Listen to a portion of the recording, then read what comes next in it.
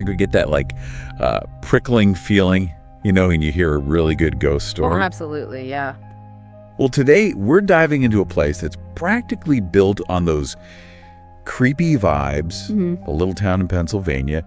They've got this spooky reputation that's been passed down like for generations. We're talking ghost stories that have become like a part of their local legend. Wow. We've got two sources lined up that go deep on this. Okay. One's this chilling, true story from a resident, and he's had like paranormal encounters his whole life. The other dives into, get this, the town's most infamous legend. There might even be photo proof. Oh, wow. Okay. Yeah, so we're going to see if this town lives up to all the hype. Right, yeah. So before we go full on ghost hunting, let's back up a bit. Have you ever noticed how some places just like attract these spooky stories? Yeah. It's like their history is just tangled up with the paranormal. Yeah, it really is fascinating, right? Like these environments, especially the ones with all these ghost stories baked in, they can actually, I think, shape people's experiences. Almost like the more you hear about a place being haunted, the more your mind starts to, See it. Yeah, see it, expect it even. It's like the power of suggestion gets amplified by generations of, sharing those stories. Totally. Like, how many times have you heard someone say their house is haunted because of a weird noise or a flickering light, right? Right, exactly. Our first source dives right into that. Is this guy, Donovan Snyder. And he says his whole paranormal thing started when he was a kid.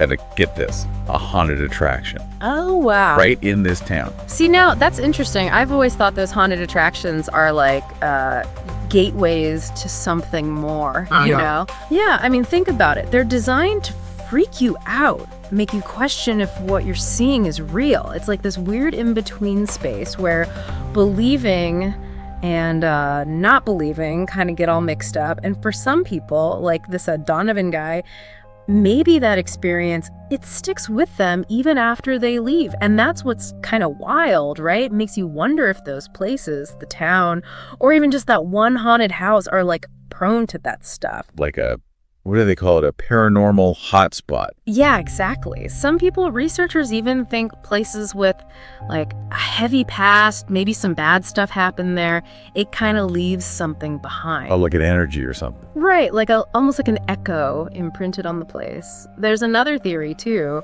about these things called ley lines. It's like these invisible lines of energy running all over the earth. Okay, I've heard of those. Some people say they can like amplify energy, right? Exactly. So you've got this town, maybe it's got that residual energy, maybe it's sitting on a ley line, who knows? But either way, it's got all these ghost stories. Makes sense that Donovan, starting as a kid and all, had those experiences. This next story, though, it goes from the haunted attraction to, this creepy patch of woods outside of town. Oh, this is where the Shadow Man comes in, right? Shadow Man, exactly. And it's funny, right? Shadow figures, they're like in every culture's folklore.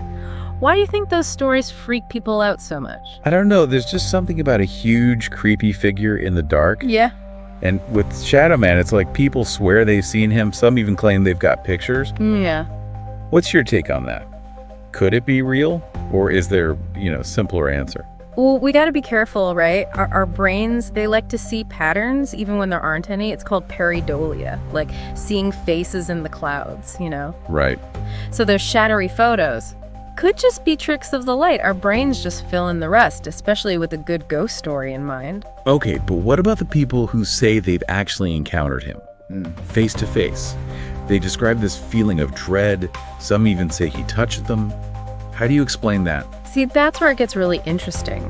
Pareidolia, it might explain a quick glimpse, but a full-on encounter. With all those extra details, that suggests something else might be going on. We're talking about stuff that really gets under your skin, things we experience that maybe we just don't have an explanation for yet. Even if it's just our brains messing with us, it's still pretty creepy. But you've hit on something there, like our experiences, even the spooky ones, they're really personal, right?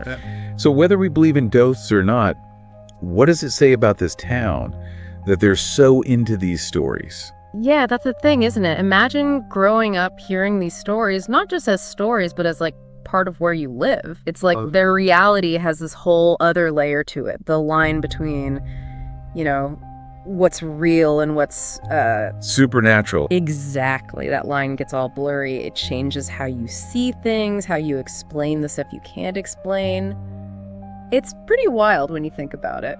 It's like their imaginations have had a head start. Yeah. You know? Makes it even harder to tell what's what. But it does seem like even if they can't be sure if that's all real, they've kind of embraced it. Oh, totally. It's part of who they are now. Think about it, right?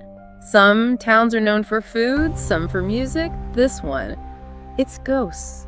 Their claim to fame. Exactly. It's history, it's folklore, it's even good for tourism, probably. Shows how powerful this stuff is, whether it's real or not. Makes you think twice about those creaky houses, those dark woods, huh? So, after all this, what's the big takeaway? Even if we don't think our neighbors are secretly ghosts, what can we learn from a place like this? You know, for me, it's just a good reminder that there's still so much we don't know. We like to think we've got it all figured out, and then bam, you hear about a place like this and it makes you realize there's a lot out there we don't understand, and maybe that's okay. Keeps things interesting, right? Exactly. That sense of wonder, that little bit of what if, that's what keeps us curious, you know? So next time you hear a bump in the night, don't just brush it off. Maybe think about those stories, the history, even if it's just your imagination. Who knows, maybe he's a ghost. That's for you to decide. Thanks for joining us for this deep dive into spooky small town Pennsylvania. What stories have you heard that made you question what's real?